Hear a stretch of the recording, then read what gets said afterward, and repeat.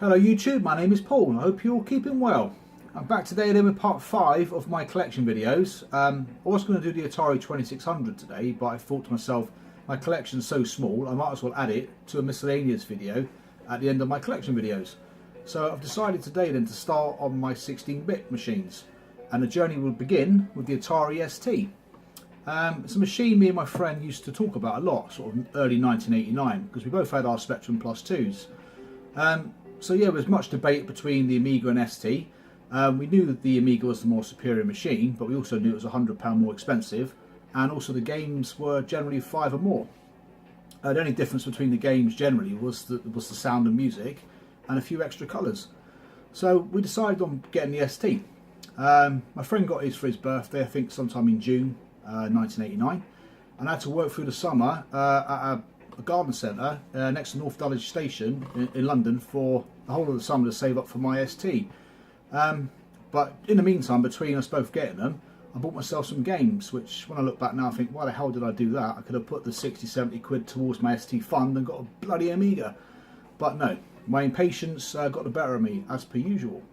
So yeah, so my friend got his pack. I think he got games in there like Space Harrier.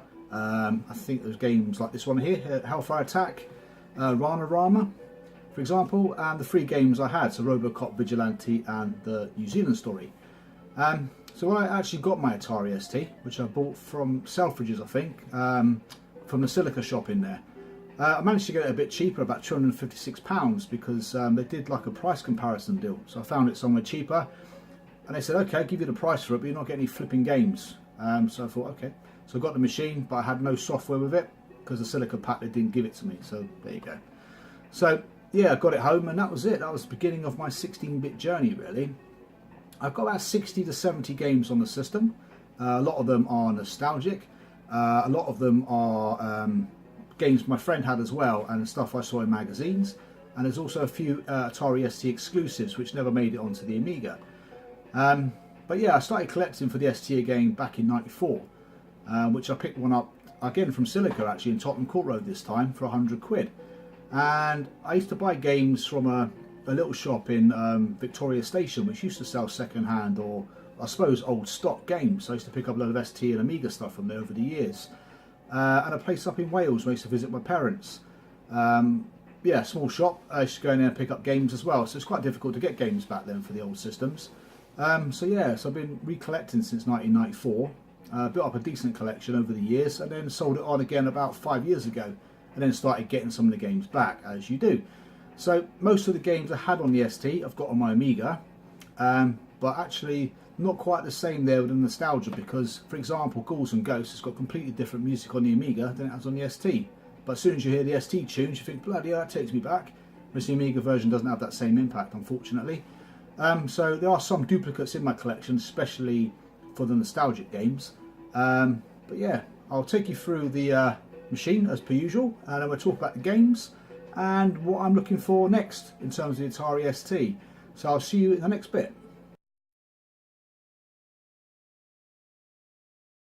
Okay, the Atari ST. This is the 520 ST FM anyway. Sorry about the shadows, it's about to piss down with rain outside, so the light is on. So yeah, identical to the machine I had back in 1989. The 520 ST FM, I'm assuming the F is floppy drive and the M is modulator, because they're both built into the back of this machine. If you remember the early STs, sort of 260 and the 520, they were both, well, the 520 without any letters after its name, both had external peripherals, so the floppy drive, the modulator and the power supply unit, and looked like a bit of a mess, a bit similar to the Amiga 500.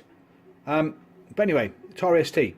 So the ST was kind of a natural progression for me in the end, I suppose, because both the Spectrum and the ST both had similar sound chips. The ST had the same issue with sprite detection. It was absolutely appalling in some games. Scrolling again was nice and jerky.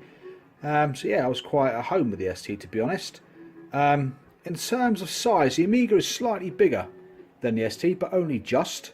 In terms of its specs, the Atari ST had the same processor, but that's probably about it, really. I mean, colour-wise, there's 512, I think it's 512 colour palette, as opposed to the Amiga's 4096.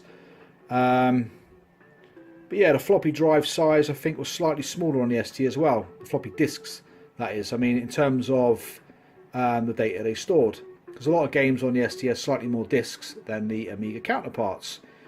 But yeah. So the Amiga I think is more of the brutal looking machine out of the two. Whereas the ST looks a bit more slick. But yeah, so in terms of specifications and stuff, like I said before, there's plenty of YouTube channels out there that love to talk about specs. This is just talking about my machine, really. So this machine I use for testing at the moment, because I don't actually have a boxed Atari ST, which I'm definitely on the lookout for. Atari ST E is nearly a machine I nearly bought back in the day, but there were so many issues with compatibility, I didn't take the risk in the end. And I think my next machine after the ST was actually the Sega Mega Drive. But yeah, there we go. The Atari ST. Oops, I said Atari ST, not Amiga. I'm surprised these two aren't flipping rowing at the minute. They're so blinking close. Anyway, thank you for watching this bit, and I'll see you to talk about the games in the collection. The Atari 520 ST has twice the power of many business micros. It handles business with ease.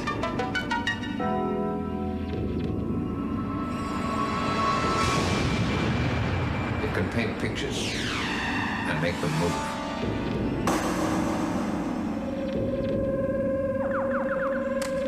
It can play advanced games.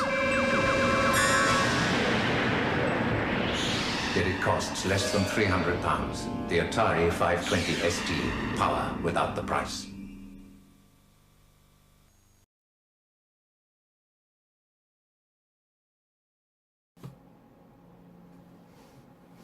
Right, me on macaroons, the games. So, I'm going to show you some of the jewel cases first. First up was the game you heard on the screen there, Hellfire Attack. So my friend had this, but he had it on just a floppy drive from his Silica pack back in the day. Another one he used to have was Overlander. Bit of a Road Blasters clone, I think, but I never really got into it too much, but very, very good from what I remember. A game I've never seen on the Amiga before. Shackled.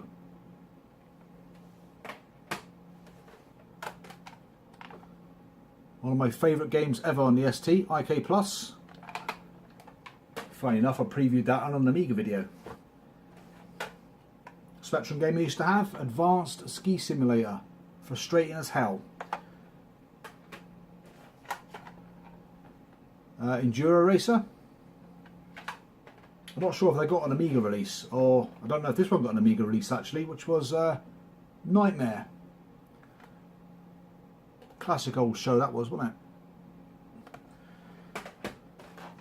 I remember this one from CMVG, the magazine I bought before I got my Atari ST, and some of these games I bought just because of the magazine. Squeak.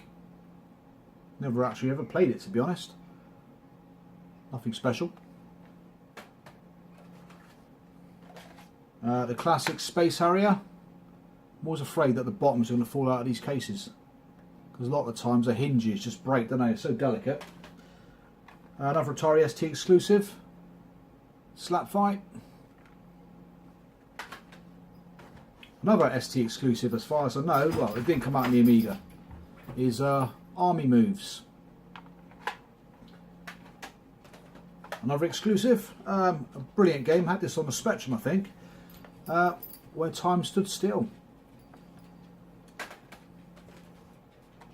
Another ST exclusive, well, in the 16-bit days, was Taipan. Should I say you pronounce Taipan? Now this was supposed to have been released on the Amiga, but I've never seen it. Flying Shark. Not a bad conversion of one of my favourite shoot-em-ups actually. Bit slower than the arcade is to be expected, but not bad.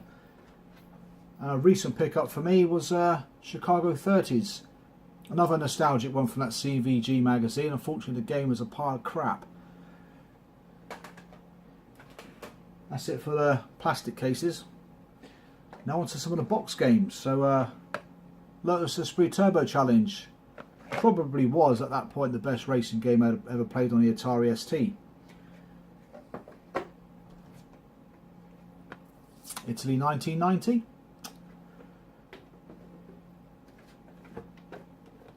Bit of tubing. I remember getting this free, I think, with Stampede disc magazine, if you remember that. The classically bloody hard Ghouls and Ghosts.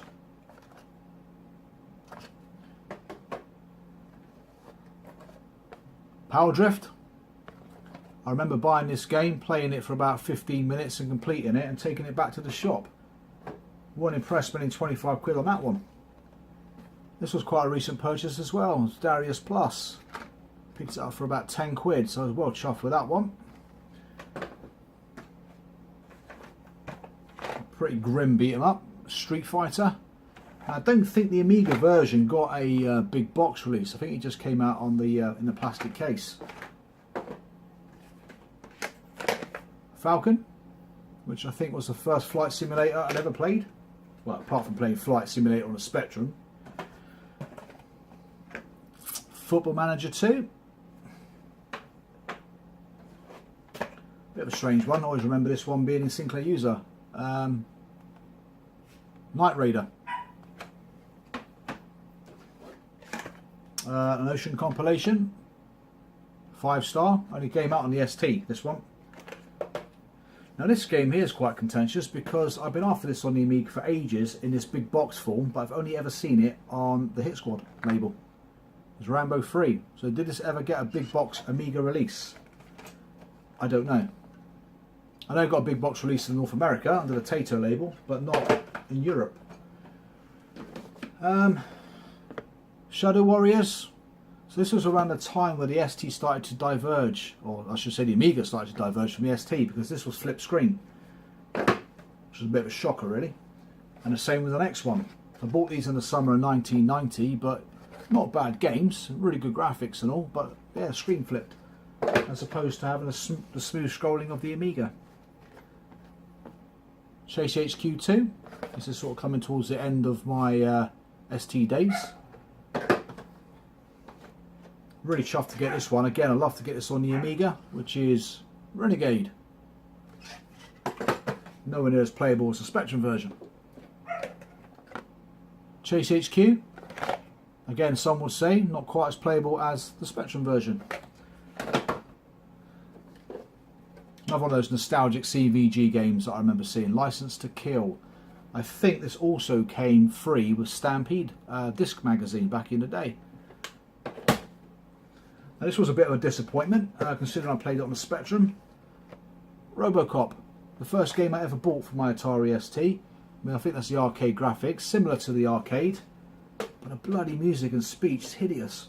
I think for the speech they dragged some poor sod off the street and got him to speak into a microphone. Robocop with an English accent, not good at all. Turbo Outrun. Bit of a story behind this one. It's the first game I ever remember throwing the discs at the wall because it was so frustrating. Talking about bad sprite detection, Christ. Robocop 2, another one of those diverged games from the Amiga. If you look at the Amiga against this one, there's some difference to them. Strider, not the best of conversions in the world, especially when you play sort of the Mega Drive version.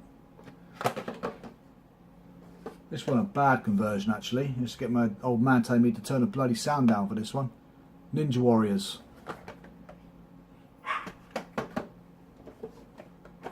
Dynamite Ducks. You can see much of these screenshots here. At least there's no glare because it's there's no sunshine. Another game which was a bit different to the Amiga version. The Amiga one I think was pretty much redrawn. Oops, running out of space. Another recent addition to the collection is Eliminator. Reminds me a bit of Trailblazer, but with guns. Batman the movie.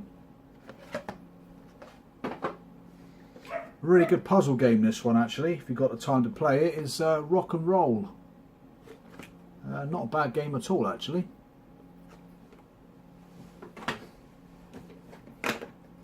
The first game I played for 12 hours straight is Populous. Fantastic game that was. Bit of a peculiar one my friend had was after the war.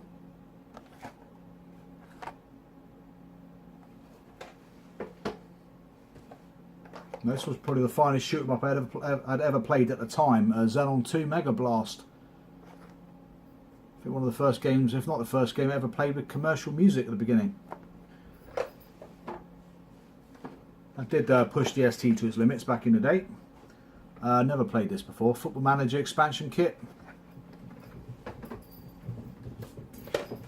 There's that Stampede magazine I'm on about. This is like a compilation of all their, nothing on the back there, compilation of all their discs.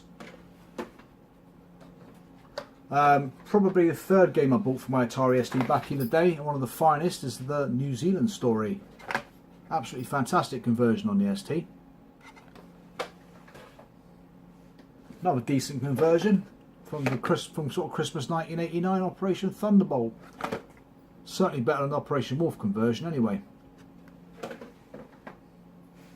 That's a brilliant game on the ST and Amiga. Not much difference between the two, to be honest. It's Stunt Car Racer. And for some reason the Atari ST's chip was slightly faster, which really benefited 3D based games back in the day. It's the only advantage the ST had over the Amiga, was playing 3D games, as long as there was no sound though. The legendary Kickoff 2. Played this game for absolute hours. The screenshot on the back there, the Amiga version I remember having lots of detail on the pitch. The ST was pretty much just like a green pitch with no extra detail at all. One of the finest platformer I ever had on the ST was Rainbow Islands. Played this game to death. Sorry, I had to get up then as well. Sorry about that. Operation Stealth, the first point-and-click adventure game I ever played. Biggest downside to that, there was some stupid maze sections in it. First Psygnosis game I ever played, Blood Money. So my mate had this on his ST, blown away by the graphics. In fact, it had a decent soundtrack as well. A rather peculiar game was Archipelagos, if that's how you say it. Yeah, really peculiar puzzle game. Good fun though. Bit of an eerie David Whittaker soundtrack in it. Classic APB. Now this has got some absolutely grim sprite detection in it. Cracking game though, if you can sort of persevere and get through the pain barrier. French compilation I picked up not long ago. I'm sure I've said before I'm after a full Ocean set, but like I said, there's absolutely tons of games for that across all formats. Ivanhoe, again, kind of reminds me of the end of the ST era, to be honest. Probably the finest flight simulator on Atari ST was F-29 Retaliator. It came out quite late on the ST, been around on the Amiga for quite some time, but it also had some hideous sprite detection issues. Well, sprite detection is bloody 3D, but you can crash into a mountain about 600 meters away from it. I've got two copies of this game. I'm not going to show it twice and talk to you, but Manchester United, the official computer game. Again, there was quite a bit of difference between this one and the Amiga version as well. And the last one is Batman the Caped Crusader. I think it was the first Ocean game released in this style box. Not a bad arcade adventure actually. I think that's it.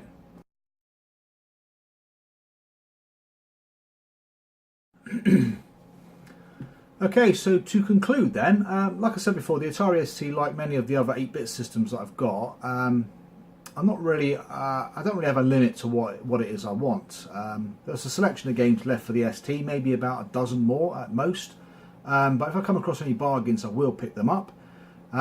Just to read you out a few titles that I'm after then. So one of them is going to be Rama. Again, my friend had that when he got his Silica pack back in 1989. Sapiens or Sapiens, or Homo sapien or Sapien. I think it had like a 20-minute, if I remember, MIDI tune at the beginning. So it's all sampled and it went on forever. Bit of pan flute in there and that. It was quite good, to be honest. So I remember the game for that as opposed to the actual game itself. It's a French game. I think it's Lauricio or someone published it back in the day. So quite hard to get. Vigilante is another one. So one of the 3 games I got originally from my ST. Vigilante was one of those. Quite a poor conversion from what I remember. And that had one of those like dodgy sprite detection sort of games as well, which is frustrating as hell. Crackdown, not a bad arcade conversion. So after that, Hard Driving, that weren't too bad on the ST either. And Human Killing Machine I've got written down. So the Human Killing Machine was US Gold's unofficial Street Fighter 2 release, which was just as crap as Street Fighter itself, by the legendary developers that are Tiertex. Like I said, besides that, there's not much else I'm after. So if anything comes up like Darius Plus, for example, or anything like that pops up, I'll pick it up. But apart from that, thank you very much for subscribing, and thank you very much for watching. I'll see you again real soon. Take care.